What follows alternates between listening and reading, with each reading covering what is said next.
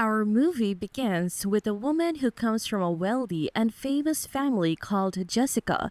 She was giving birth to her first daughter. Due to their fame, journalists are chasing them, capturing moments of Jessica and her husband even before they enter the hospital. We learn that this family has been famous for generations, known for only giving birth to only sons. There's a curse on them because one of their ancestors named Ralph placed it upon them. Ralph had a maid named Clara. Ralph fell in love with her. They got together and he got her pregnant. However, when Ralph told his family he wants to marry her, they strongly oppose it due to her status as a servant as well as her skin rash. Ralph ends up marrying another wealthy woman from a prestigious family. Later on, Clara tragically commits suicide. She dies along with her unborn child. On the same day, Clara's mother, known as the Town Witch, appears and seeks revenge on Ralph's family. She casts a curse on the entire family, decreeing that any future daughters born into the family will be born with the face of a pig. The curse can only be lifted if one of these daughters marries into wealth and a prestigious family.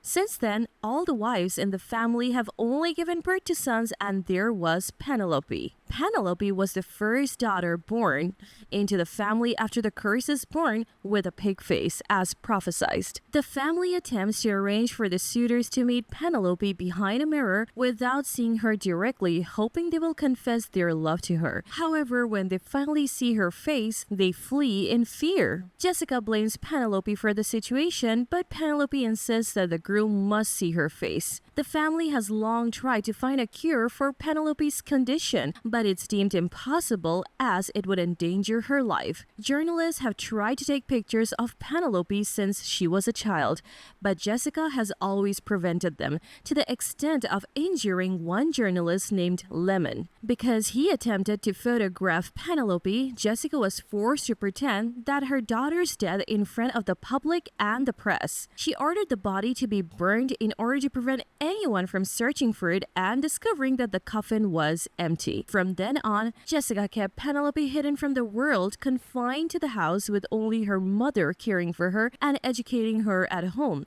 never allowing her to venture outside. When Penelope turned 18, her mother attempted to arrange a marriage for her and sought the help of a girl named Wanda. Wanda, who worked at a matchmaking agency to find a wealthy groom for her daughter. However, every suitor who laid eyes on Penelope would flee. Jake, the assistant, made them sign a confidentiality agreement, ensuring they kept silent about what they had seen. However, one day Jake couldn't control one of the groom or have him sign the confidentiality agreement, Edward, who went to the police and reported Penelope. The police thought he was crazy and arrested him. The next day, Edward was released from custody only to find an article in the Journey stating that he had suffered a nervous breakdown. So he went to the journalist Larry. Larry, the one who wrote the article, did so because he thought it would ruin his reputation, so he needed to deny the news. Edward tells Larry that he's not crazy and what he saw was real. However, Larry isn't interested in his words and calls security. Then Lemon, the journalist, sees Edward and asks security to let him go. Lemon talks to Edward and tells him that he should give him a chance because he saw the girl when she was a child, and since then, no one has believed him. They need a photo of Penelope to prove to people that they're not crazy. Lemon asks Edward to go back to Penelope's house, but he refuses because he's scared. So he decides to return to the dating agency that brought him and find another wealthy candidate. They go to someone named Max. Max, the one from a wealthy family, but scattered his family's money on gambling. When Lemon sees him, he offers him $5,000 for a simple request. The next day, Jessica arranges for a suitor to meet her daughter. At that moment, Edward, Lemon, and Max meet in front of the mansion, and they give Edward a jacket with a hidden camera to photograph Penelope. Max enters the suitors who was waiting for Penelope in a room. As soon as they see her, they quickly flee except Max, who remains hidden behind the couch and doesn't see her. Penelope starts talking to him from behind the mirror and asks him if he loves reading like her, but he tells her that he takes books from there because they are first editions and he can sell them for money. Penelope realizes that he steals them and understands that he loves money very much. She also learns that the room he is in is full of first edition books, all of which are worth a lot of money. If he wants to steal something, he should wait until she leaves the room. She pretends to leave, but she can still see him through the mirror. He takes a book and walks away, hoping she has entered the room, but she's not there. So he knocks on the mirror, but she doesn't respond. When she finds him walking away, she asks him if he will come back tomorrow, and he says he will. After that, Max comes out to Lemon and Edward and tells them that he couldn't capture her image, but he will come back tomorrow. The next day, Max returns to the mansion wearing the jacket with the camera and talks to Penelope from behind the mirror about their hobbies, and they play chess through the mirror. On the following day, Penelope teaches him how to play the piano from behind the mirror. Afterward, she enters the room and Max is startled by her but doesn't flee. He stays, and when he tries to touch her nose, she gets uncomfortable and escapes, leaving him puzzled. Max then goes out to Lemon and informs him that Edward was wrong. At that moment, Jessica sees him and shuts the gate in his face, but he jumps over the fence and apologizes to Penelope. She tells him that this is not her true appearance and begs him to marry her, but he refuses because he's afraid the curse won't be lifted. Jessica then kicks him out of the mansion and Penelope decides to escape from the mansion while covering her face.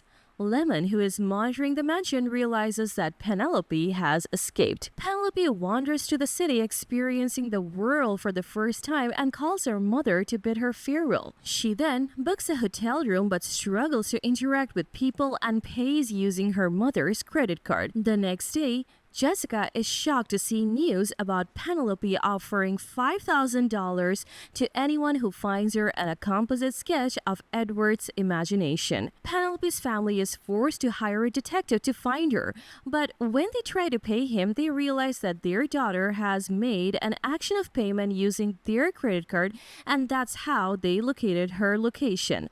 When they go to the hotel, Penelope hides from them, but the detective spots her and goes with her family to search for her, but she manages to escape. Penelope then calls Lemon and tells him that she will give him her picture.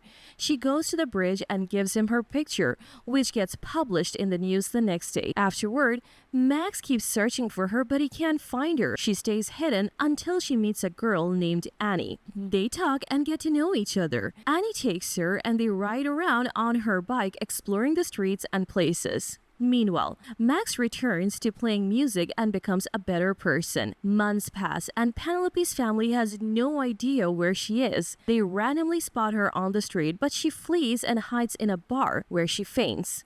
When she wakes up, she realizes people are looking for her and heads to the hospital. The media tries to photograph her, and when she leaves the hospital, she avoids going home with her family, instead answering questions from the press, which leads to widespread coverage. Her story is the #1 trend in the country. She gets to meet important people like the governor, and everyone started to admire her. Eventually, Edward's father have him propose to Penelope, hoping to break the curse, and their engagement is announced in the newspaper. Larry then asks Lemon to interview Max, who was arrested. When Lemon goes to him to conduct the interview, he finds that the one who got arrested was Max's friend whom he saw at the bar, and that Max is actually a guy named Johnny.